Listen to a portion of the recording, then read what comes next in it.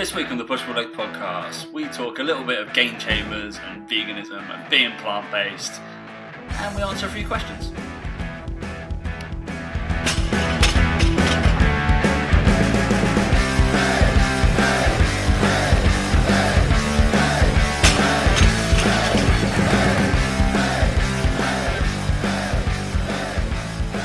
Three, two, one. Apologies, this show's a little bit late, guys. Hey guys, welcome to the Push Pull Legs podcast with myself, Damik. And me, Tom Hall. What's going on, bro? Yeah, massive apologies to everyone. My travel schedule has not been kind to the Push Pull Legs podcast. Has it? No, it hasn't. And to be honest, I've had to make up for it today as well and film about four. I think we did 4 YouTube videos today. We've also done a Biceps Banter podcast and got more stuff to do tomorrow because not ideal, was it? Hashtag grinding. Also last week was my birthday as well, and I refused to do it on the Tuesday. So, yeah.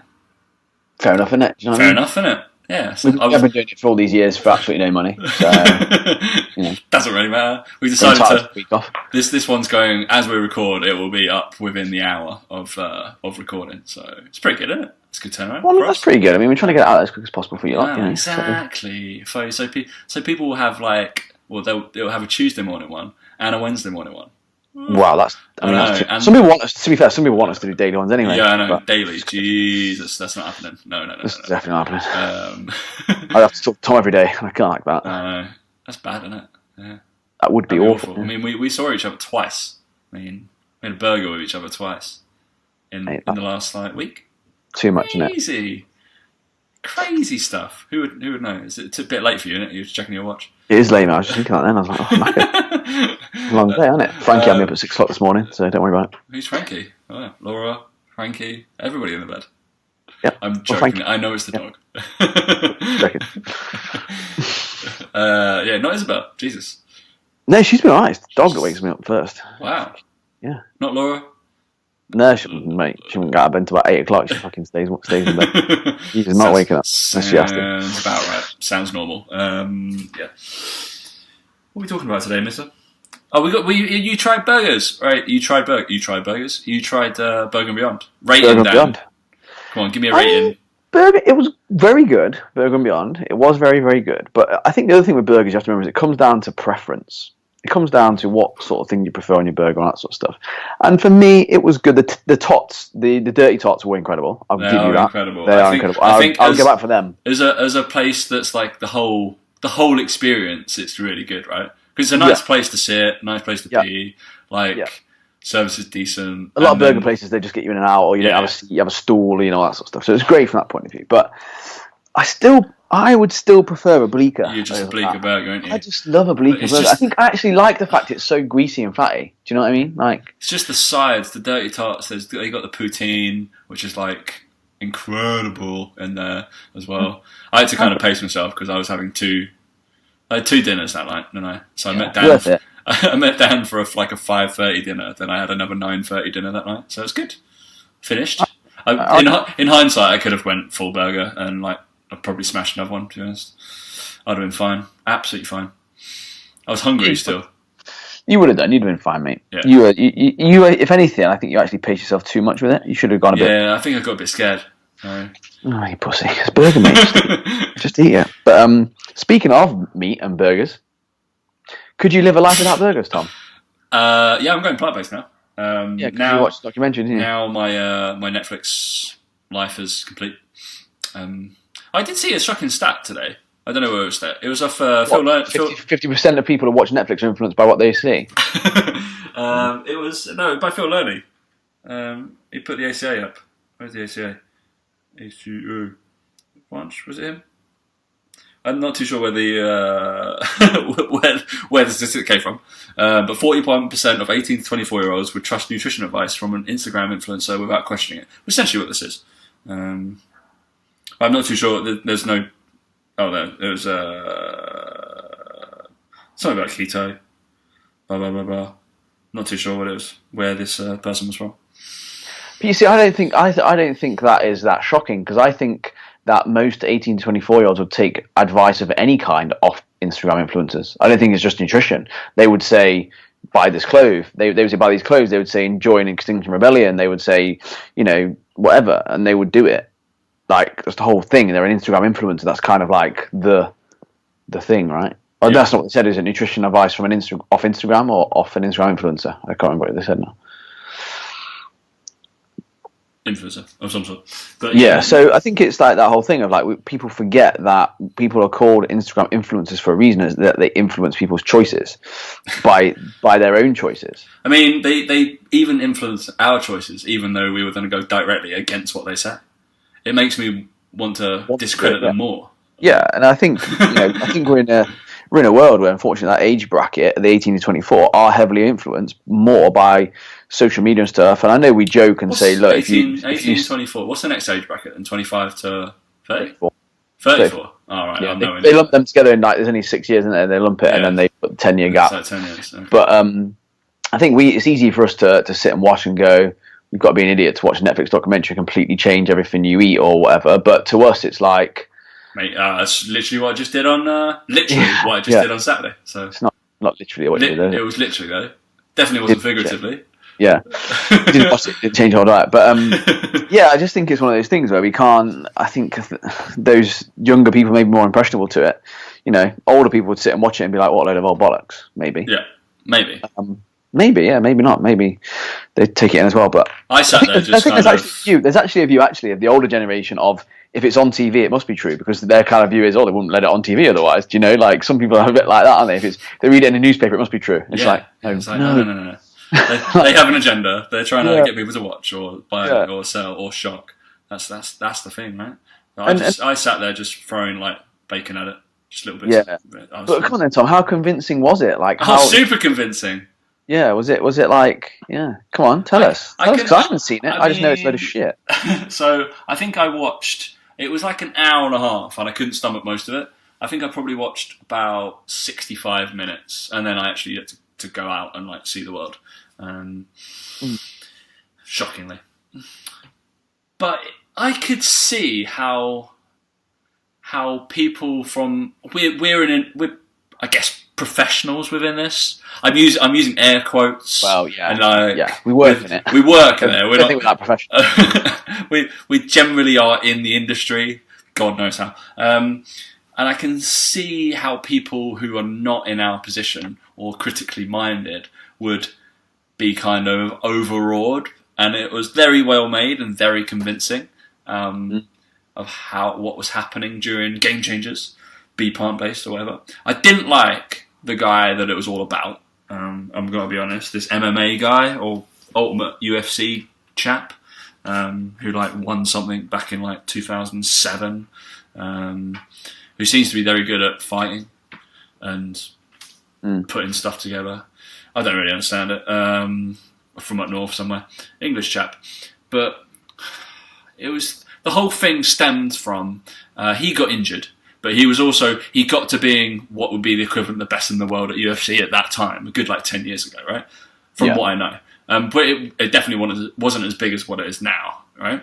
But he was the best at it, at his weight, like welterweight or something like that. But he was fully like carnivore. Not fully carnivore.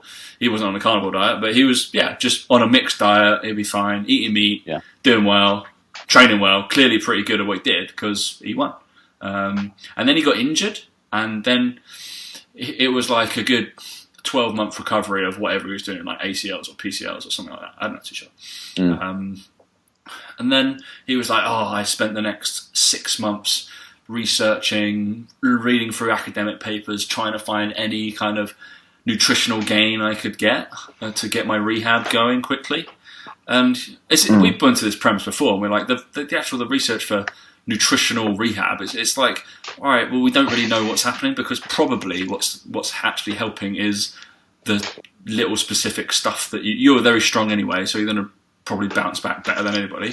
Your training's pretty good. Also, you've probably got some decent physios that are helping you out. And if you didn't do the physiotherapy, then we'd see if the nutrition worked. And if you didn't do that elsewhere, I'm then pretty sure if, based off the nutrition, I'm pretty sure the physiotherapy was probably more important. That's going to be the limiting factor, not the nutrition. But it could help. We don't know. it seemed. Yeah, to, it's like that it whole seemed thing, to isn't it? happen. It's like, oh, I did shitloads of eccentric loading and shitloads of proper training, and alongside, and I just ate plants and rather than meat. But it was definitely that helped. Definitely, that's why I got better quicker. Not the person that this lad might adapted really fast, and he was a super responder to eccentric training. No, definitely not. Definitely not. Doesn't exist. Absolutely, definitely does exist. Yeah, people can be super responders to stuff, but so that was the kind of aura. And then he was like, oh, then his dad got heart disease, and obviously that's a big thing for meat eaters, and blah blah blah. Yeah, they're cancerous. And then they started relating meat eating. So this is what was fucking thick as shit, right? So this is what they started doing. So apparently the media, it's the exact same media and marketing that happened for smoking, meat eating and smoking, Daniel. So obviously at the start, they had smokers and then they had professional athletes who were saying they're smokers. That was their kind of thing. So they were like, oh, like Babe Ruth or people who win like MLB and all these guys who were like, oh, my favourites are Marlboro and all this, like James Hunt and all these guys. They were like, oh yeah, it's cool, right? We didn't think it was unhealthy. That's how they're going to sell it. And then it became unhealthy. Research papers saying that. And then they were like, all right, our marketing needs to be by doctors, and your favourite doctor smokes, so therefore it's okay. And apparently the same thing's happening with meat. So it was, first of all, it was just like they picked all fast food. It was like they showed a picture of Cristiano Ronaldo having like a Whopper. Or like KFC or something like that, and then he was like, I came to it as well because my thing was sponsored by Burger King, and I was like, but the problem with that they seem to forget is that people didn't smoke thousands and millions of years ago, whereas Homo sapiens ate meat to survive, and be top of the food chain. They're kind of like smoking is not really the same thing as it is man-made. I just don't get how they don't understand that we are an mammal who is omnivorous and we eat both. And that's the thing. It was just like, it was complete like crap about why don't we just eat both? But the other thing I don't get about vegans is that surely then they don't like animals who eat other animals. No, surely they don't like them. Surely they want them to die out because they eat other animals. So why is that cruel? Why is that like? That's not cruel, though, is it? They don't campaign against animals who eat other animals. It's natural, bro. Yeah, it's natural for humans, isn't it? Like we made tools to kill things. Yeah. And the whole thing is like because we have conscious thought, but then other animals must have conscious thought. Like they do, they don't have the same morals that we have potentially, but it's not about morals. It's about survival. It's about like to get to the top of the food chain, we eat other animals. Like it's just what happens in life. Like it's. To quote Lion King, it's the circle of life. Yeah, wow, you're going deep today. Well, I don't think anything else you said now. It's the circle of life. So there you go. But so so they went in further, and then they started naming all the athletes that had gone plant-based, right?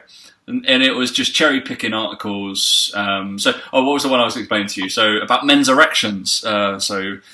You happened to drop that in. I don't know how. I don't know why you decided to drop that. Mate. That came straight to my head. That was the first thing that came straight to your head after watching it. Funny that, isn't it? It's absolutely crazy. And then, so switch off now if you don't want to hear about men's erections. Apparently, you can get a kind of firmer erection, which were they say they put like the amount of women now messaging their boyfriends being like, you need to get plant-based. I know. Now. I was like, are you going plant-based? Like, no, you are now. I was like, brilliant. No, I'm not. I'm really not. So it was, so you put like two like circles. Hang on. Where's this going, Tom? All right, I'll do the hand demonstration for you now. All right. What's notoriously like phallic shaped? I've got a Hoover. There we go. I've got a Hoover. There we go. Hoover, brilliant. Hoover. That's roughly how big it is, right? Yeah, scale, what, 18 to 1, something like that, probably? Yeah. I don't know. The whole end of a Dyson, okay? One of those things. Yeah. So we got a tube goes there, and it measures when you get a firm erection. And so it's basically kind of like, expands. It's a bit like, what's the training called? Occlusion training. Occlusion training for your penis. Yeah, around it. Pretty interesting. So, whenever you got erections throughout the night, it would measure what the girth was, the circumference of your penis. and how long it was on for, and how I many. mean, you I'm not had. being funny, but erections while you sleep are pretty useless. Yeah, pretty much. Whilst you're awake can be handy, but yeah, not whilst you're asleep apparently. So the incredible scientific study was these three chaps, all pro athletes, so pretty healthy anyway, all pro NFL athletes. I think for the Dolphins, might have been Dolphins. I think. So they kept on putting everything in a burrito. No idea why. They were they were just obsessed with burritos, which was cool. It's like fair enough, like great burritos. But every test they did, they were like, let's shove some lettuce in a burrito, some meat in a burrito, and then see what happens. Like, what's your fascination with it? Okay, did they have a lot of there? It's not a salad. Yeah, it's fine. Why do you have to put it in a wrap? So they had like a plant-based thing. By the way, can you imagine a plant-based burrito? How fucking boring would that be? It was just like beans and stuff, wasn't it? Like, I don't know, refried beans. I don't know. That'd be chewy, wouldn't it? It was just like right, mate. Getting through that. Chug on. There was some chicken and then some like red meat and something like that. And they made them all eat that, and then they all made them eat the beans ones the day after. And so it was just like a bigger. It was like between like 12 to 16% difference, a firmer circumference of erection. Definitely couldn't just been that there's something in the beans or one of the specific foods that cause vasodilation. Yeah, that's pretty much probably right. So whatever's in those little blue pills, then yeah, it'd probably put that in it. So there's that stuff that they have in like Colombia and stuff like that. So to go up, what's it? No, mate, you would know. There's literally some like cake that they give them so it offsets mountain sickness. But I'm not too sure what it is. I do know it, but I don't know. I can't remember what it's called. Somebody will know. Brilliant. That's really helpful. They'll know what I mean, but there is definitely like some sort of cake, moon cake. Fuck knows. I don't know what it's called. Yeah. We're going to call it that for now. Great. My brain, like, it's late on a Monday. Jesus Christ. Gone. But yeah, anyway, apparently firm erections. We spent a good 5 minutes talking about those. But there was other stuff that they talked to a plant-based cyclists who didn't win the Olympics, came second. A plant-based strongman who is not the world's strongest man, not even top four. And then a plant-based like marathon runner who pulled his hamstring after running about 4 marathons. The thing I can't understand about this whole thing when they get someone who's just turned plant-based and they win something or they come second or whatever is that they just don't seem to understand the training effect of all the years of training. It's like you're that stupid to believe that a plant-based diet in a short space of time can transform someone's career as an athlete. You clearly don't understand the training effect of the 8 years previously that they've been working towards, and the effect, and again, the effect of training rather than necessarily whether your protein source is meat or plants. It's baffling. So the interesting thing is there studies on the inverse? Is there somebody who's been plant-based all their life, train, and then become a meat eater for 6 months, and then measure their results? Well, no, but I do know someone who listens to this show, who used to be a client of mine, who was a vegan, and through the time working with me, she slowly ate less fibre. She was eating stupid amounts of fibre. Like, I'm talking 100 grams a day, plus probably. She'll be laughing now, listen to this. And I managed to get her to eat things like cereal rather than bucket loads of aubergine and all this sort of stuff, and gradually introduce things like salmon and a few other things, and she felt a lot better from doing that than eating bucket loads of vegetables. And again, the premise wasn't to take her away from a plant-based diet, it was to go, you're going too extreme with it and it's not making you feel good because it's the infatuation of eating loads of aubergine or eggplant. Fuck knows, I can't understand Seems why. To be an unless you douse it in soy sauce and roast it, it's not worth eating. Take notes, take notes on that.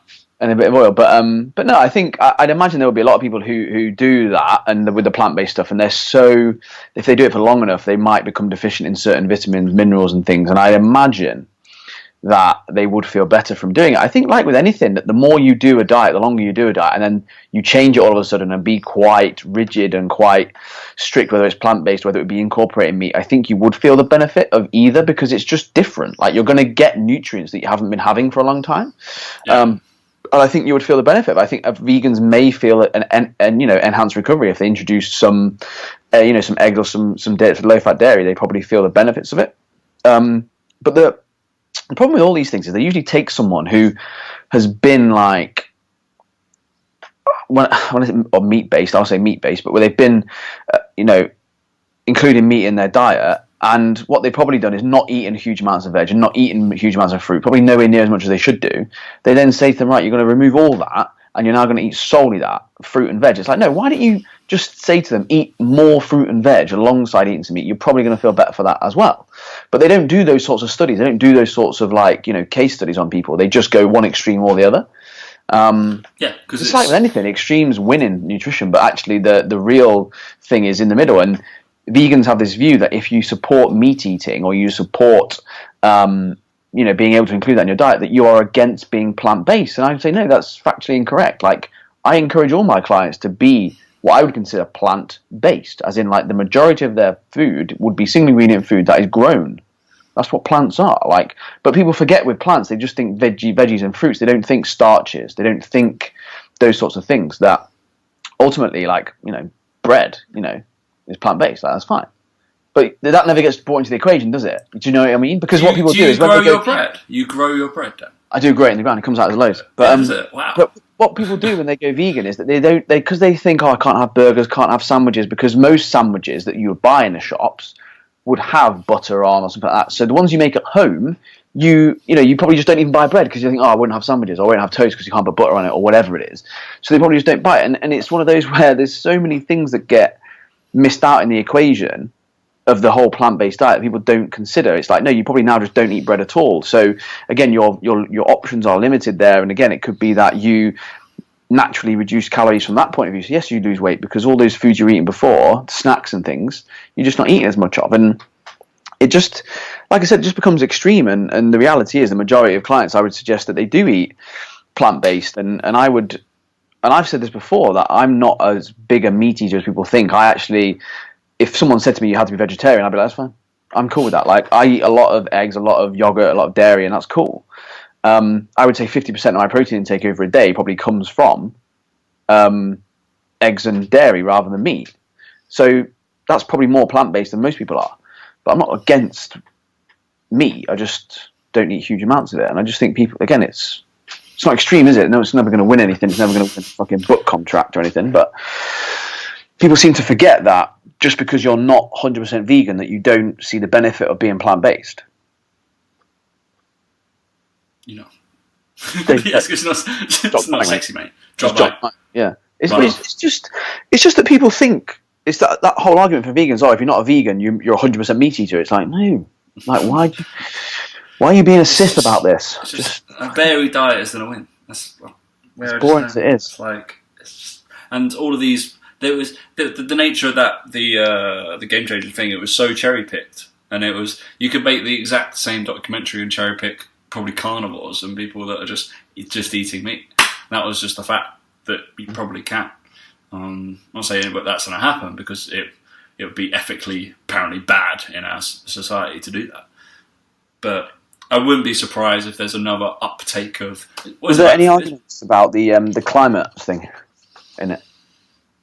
Not that I can remember. It was more about vegans. A lot of vegans have been going on about the effect of farming has on climate change and contributions to CO2 and stuff. And it's like, because farming some cows in the UK is contributing as much CO2 as America and China are in all their factories. Brilliant. They're not.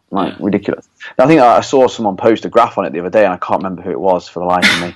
They'll probably message me if they're listening. But they posted a graph, and it was like contributions of CO2 production in the world, I think it was. And they had like agriculture. They had obviously like, vehicles and factories and stuff. And it was like, it was something daft, like 0.2, 0.3% of like the whole, or like maybe 2 or 3% out of 100. And it's like, if you all go plant-based, like they're still going to have to farm shit. just more of it then. If everyone goes plant-based, it's still going to have far more of it, and the factory's still going to have to manufacture it all. Far more volume of it. Yeah, it's just that cows, whatever. I don't think cows farting is be that much of an issue. Do you know what I mean? I just think it's ridiculous, but I just don't think that's an argument.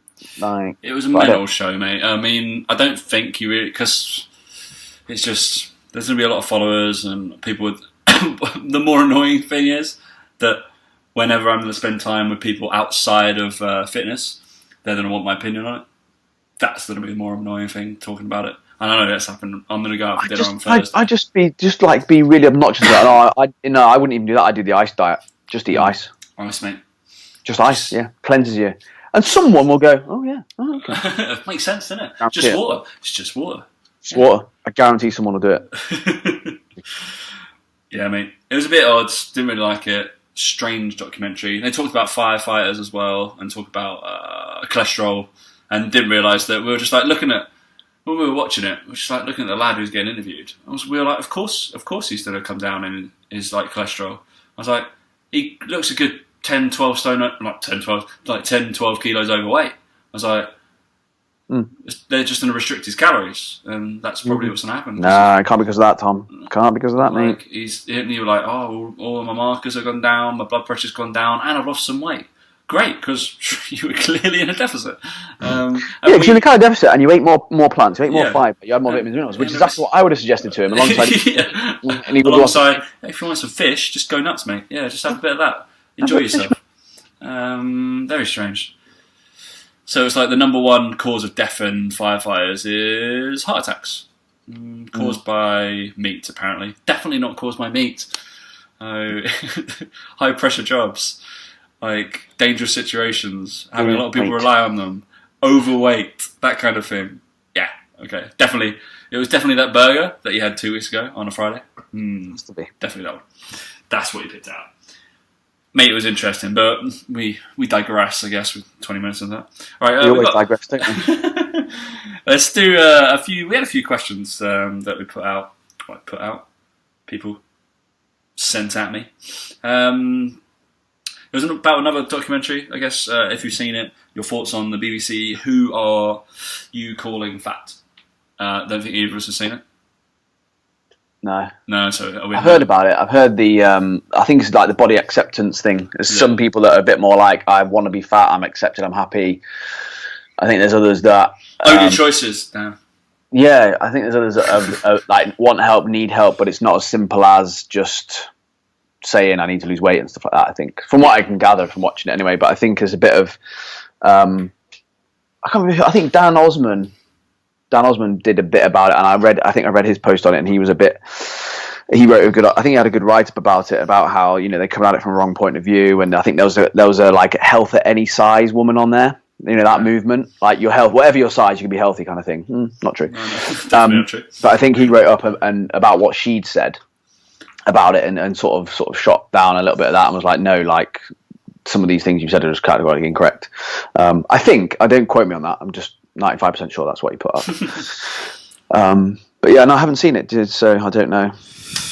I don't know either. All right, there was another question, and I'm going to rehash this question because VJ, this was an awfully badly written. Awfully badly written. Yeah. That was almost almost as bad as how I said it. Yeah. Can you tell he was one of my clients for a good 3-4 years? Yeah. He thought you spelled good. So. Do you want me to literally read what he put? Yeah. Yeah, I do actually as well. So here we go. Because you'll listen. Tom, how do yours and guys like the Muscle Mentors, RTS guys, ways of differ?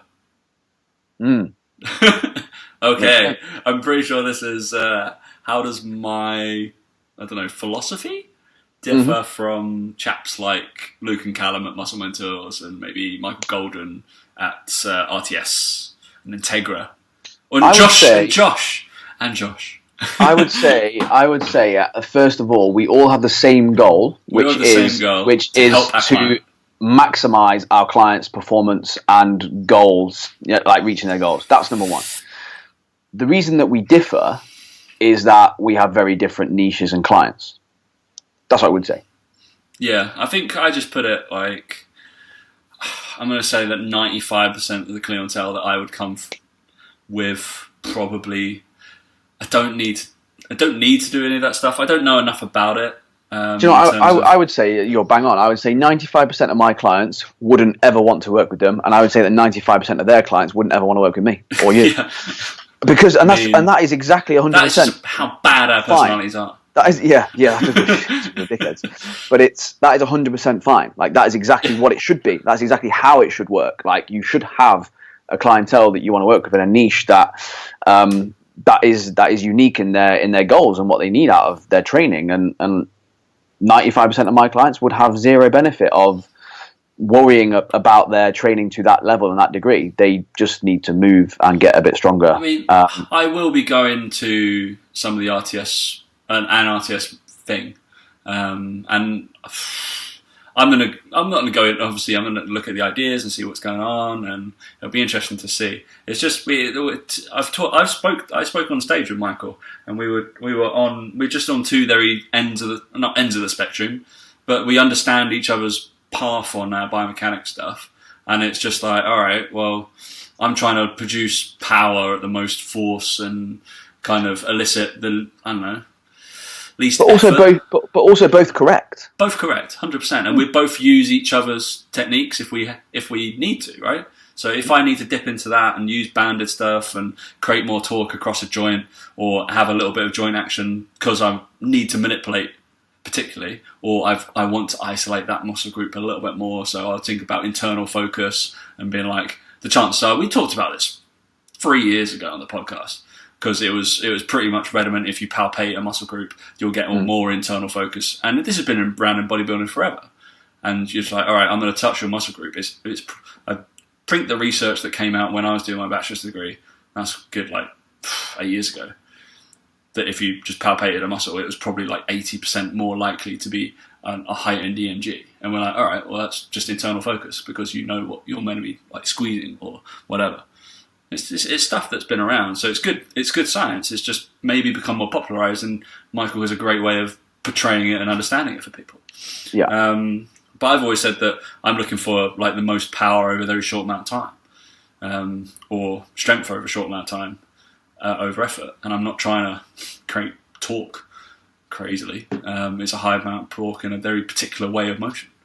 That's the difference. Like I said, it's just knowing single joint, who you work with. I'm thinking about multi-joint stuff, so it's very interesting. It's super interesting. I would like to know, and I will pose this question when I'm there, because I'm still on the fence, and I don't know whether this will work. And people can argue with me, and I have my preconceived ideas of when you do a single joint. I realise Brett Contreras has kind of done it, but not really. When you do single joint exercises and you create torque across a joint, and you're basically trying to only train one movement, whether it be hip abduction or just hip flexion extension over a hip, or changing a torque angle just upon one joint, and then you say, all right, this person is going to get better at possibly triple extension jumping or some lateral bounding, an in-game sport, and where stuff has to have kinetic linkage, so like everything has to work at once. I don't personally believe that when you segregate it and only go to one joint, that it will have a greater training effect than doing it with multi-joints and kind of loading or manipulating the movement that you're actually going to do. I'm sure there's some science out there about it, but I find it very, very, very hard to believe that can happen. And that's just in my head. I think over over the time period it would take you to improve your muscle gain in that over that one single joint in the muscle you're using, because most of the time it's going to be single joint, it's going to be one muscle you're using. Yeah. To see the strength increase or the benefit over a long period of time in that one muscle that you need, to see the progress over that time, and to just isolate that one muscle and go, it's because of that one muscle and not the training effect of the training you're doing as well. And if you're doing multi-joint movements alongside it as well, I don't think it would be any different. I feel like you need to separate them and be like, either single joint, torquey crap like stuff, or multi-joint. And there's a reason that that element of training, that sort of style of training, is extremely useful for anyone who's got an aesthetic goal, because you can work solely on one, and I think that's why bodybuilders have taken to it, and like the Muscle Mental guys love it quite rightly, because their clients primarily are focused on aesthetics, building a physique, looking good on stage, not really bothering how they move and how they function in terms of their body as a whole and athletic performance, because that's not what their clients are that bothered about. Yes, they'll get stronger over time in squatting and stuff. Of course they will, like over time, because they're squatting as well as doing all these other things. But if you've got a client who's got less time, less training age, also has less training frequency in their program and less overall training volume, are you going to spend time doing that over, say, improving their squat movement and improving a multi-joint limb exercise? No, you're not, because they don't have as much training time. So you're better off just hitting as much as you can in that short space of time. Plus, they might have, like you said, performance goals alongside it. They might have play sports. They might want to feel fitter for their running performance, for example. They might do half marathons or whatever. And again, that's going to help them more than spending 15 minutes to do 4 sets of bicep curls or quad extensions, but to do them without perfect execution, probably not as beneficial to them as doing some squats, some reverse lunges or whatever alongside all the other stuff they're doing. And it's just knowing your clientele, knowing your client, who's knowing the person who's standing in front of you, what they require and what they need. But I'm sure that they'll say, maybe they would say otherwise. I don't know. I don't think they would. I think that they are smart enough to know exactly why they approach their training the way they do, because that's what their clients do. And I'm sure they would say that because they're extremely smart. So they know what they're doing. There we go. That's our opinions. Right. Fitness, : why everybody is an expert, ... Everyone Face thinks an palm expert. emoji. Everyone thinks they're an expert in fitness because everyone has the ability to do it. Everyone has the ability to train. Yeah. It's the same reason. Fitness and nutrition. Everybody's because everyone eats. Everybody's kind of been to the gym or been for a run, therefore has an opinion on it. That's it. Whether it's correct, they have a preconceived notion about it, and they've taken 41% of people have taken an influencer's advice. Boom. I found these quite funny. If a barbell fell on the floor and no one was around, did you really lift that heavy? It's like if you didn't put it on Instagram, did it even happen? It didn't happen, no. It didn't happen. So that's why I've not posted any of my training on Instagram for 4 weeks, because no training's happened. It's incredibly true. Dan was basically a sack of potatoes when I saw him. I am a sack of potatoes. That's it now. My training's mapped out between now and December. Yeah. Dieting between now and December. Crazy. You're gonna see a flow of Dan's training videos, and then they're remarkably similar to mine, I feel. Yeah, I'm just gonna copy what you do. I told you that. Easy, innit? So Dan's on the conjugate method for a while, just because it's more fun. So I'm just gonna do deadlifts and just drop them on the floor. Mate, bowler.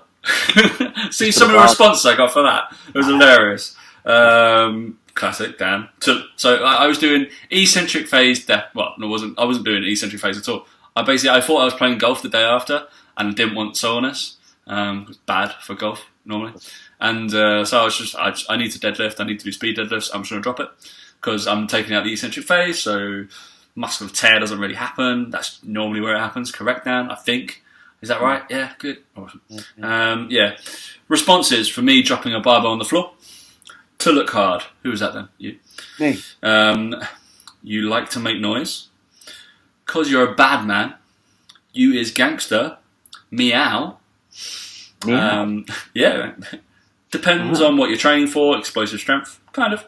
Fatigue management. Bingo. More damage. Muscular and eccentric. Ding ding. Wanted to make your phone drop.